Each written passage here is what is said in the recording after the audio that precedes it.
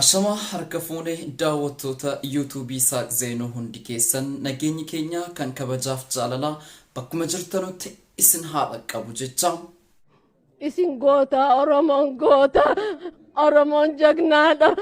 Oromoon leenca akka caaluutti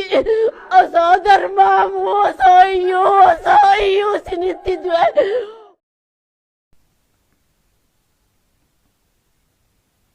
Miira keessa nama galcha. Masaraa mootummaa keessaa nama qabnaa jechuu yaa sabaa maqaan margoodhaa ergaan kabajamnee kan odeeffannee siidaan dhaabatee fi galaataan arganne lubbuu goototaa kaleessa dhabne. Sagantaa keenya har'aa qabannee dhiyaanneeti jirra hanga xumura sagantaa keenyaatti akka nu waliin turtanu gamanumaanis.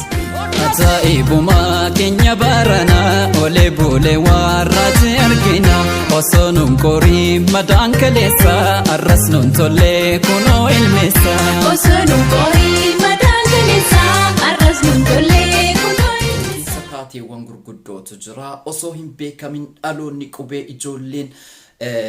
yeroo kana keessa na yaadadhaanis yeroo kana holloonan eegaa ture sirboottan adda addaa taphannaa sirba kam akka ta'e adda baasnee beeknu sirbi kun ergaa qabu ergaan qabu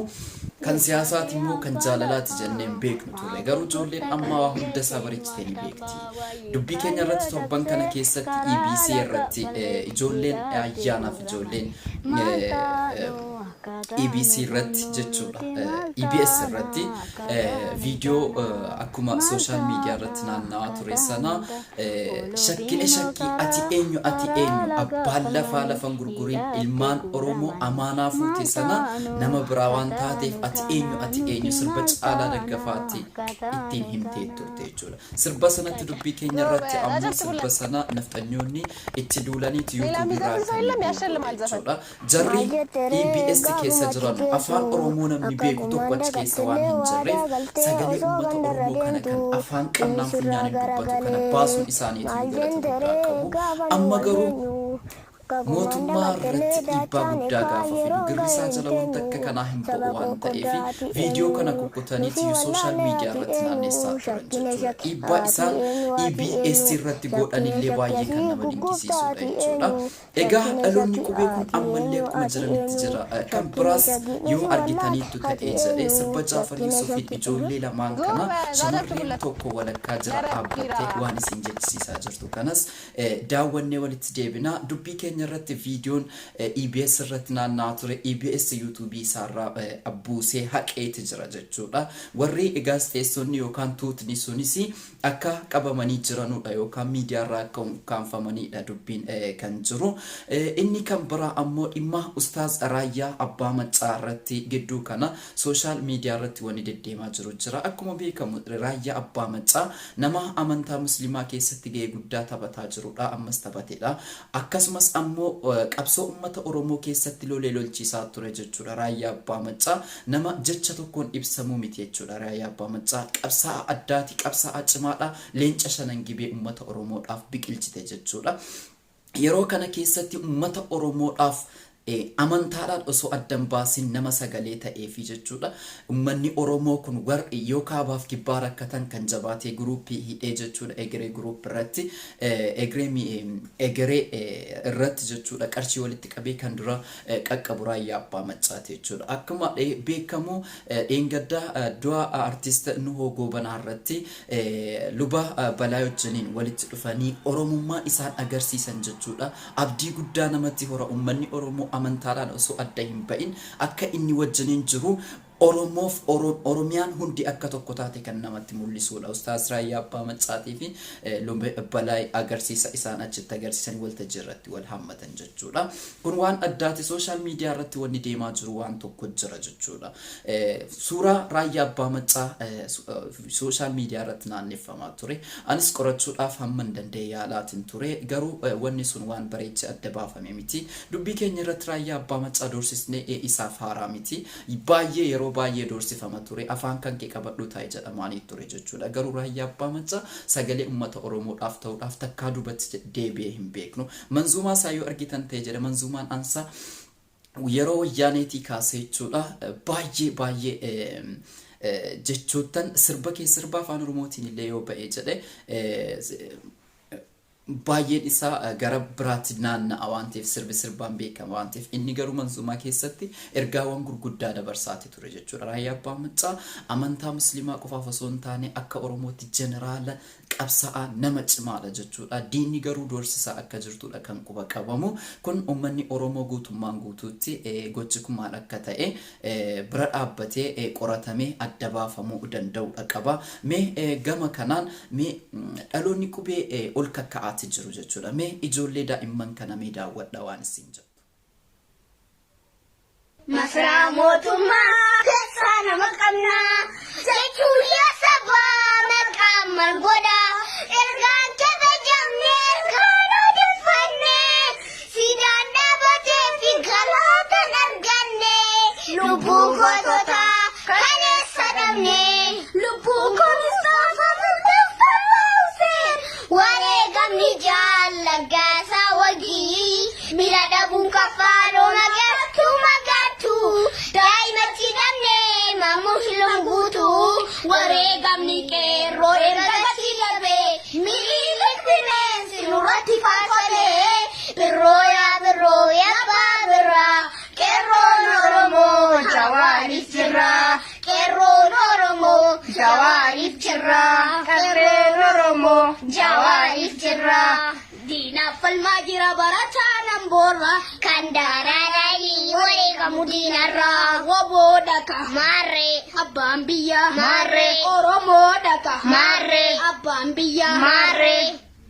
diinaaf falmaa jira barataa namboorraa kan daaraadhaanii wareegamu diinarraa. Waan ajaa'ibaati. Kanaafuyyuu dhaloonni qubee amma ka'aa jirtu hundisiitu bilchaattuu ta'uudhaa fi kan biyya kana sarakkabdu borii nu caalaa ijoolleen reef lafaa ka'aa jiran hedduun isaanii jiru jechuudha. Gama biraatiin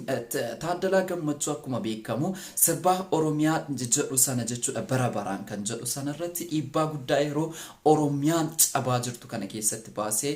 kaleessa intervii tokko godhee ture. Abbaan barbaade fedhii isaatiif boo'uu mirga qaba. Anis ammoo uummata Oromootiif Oromiyaadhaaf sirbu dirqama kooti jedhee jecha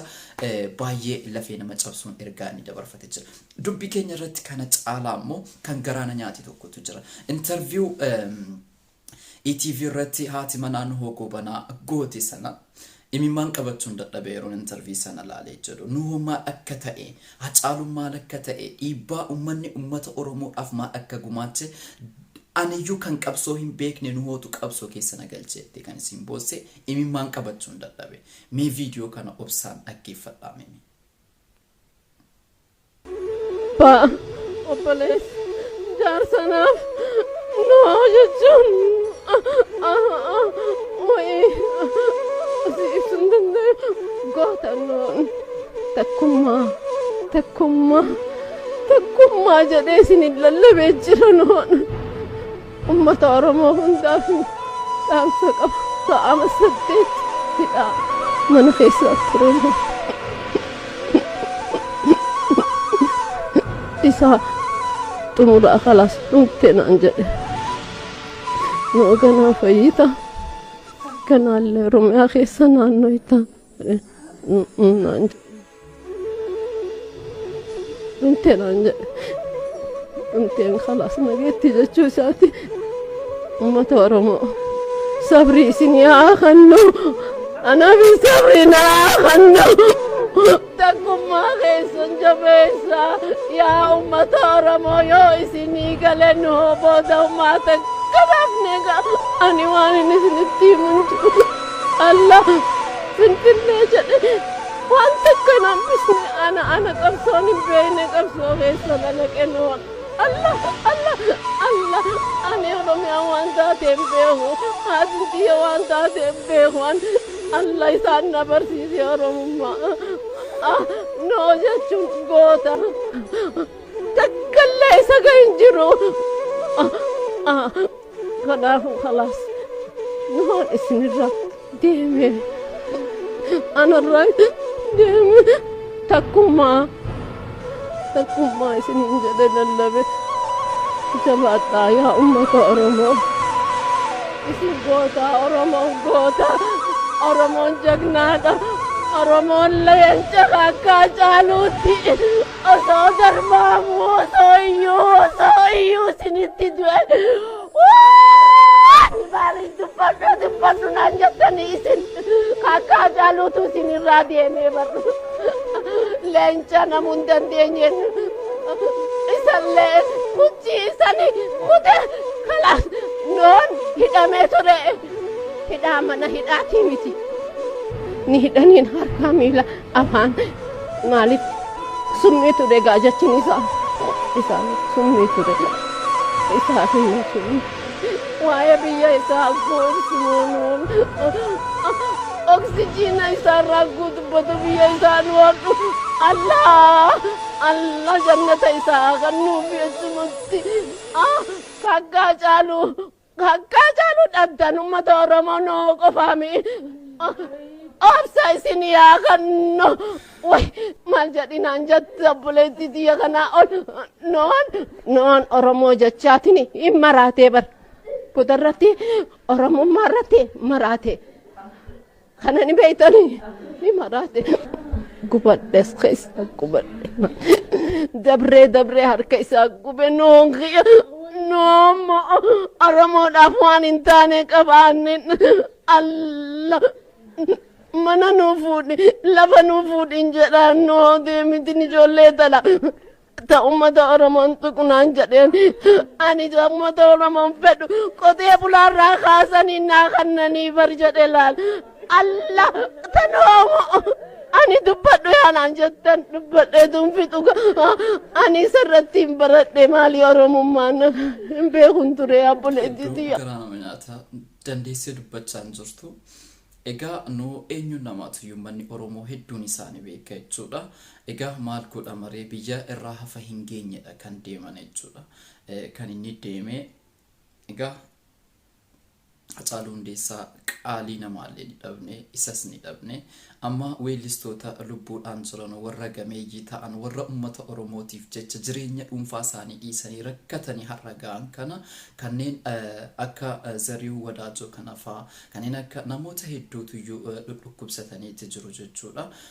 namoota kanaaf bakki qubsumaa godhamuufii qaba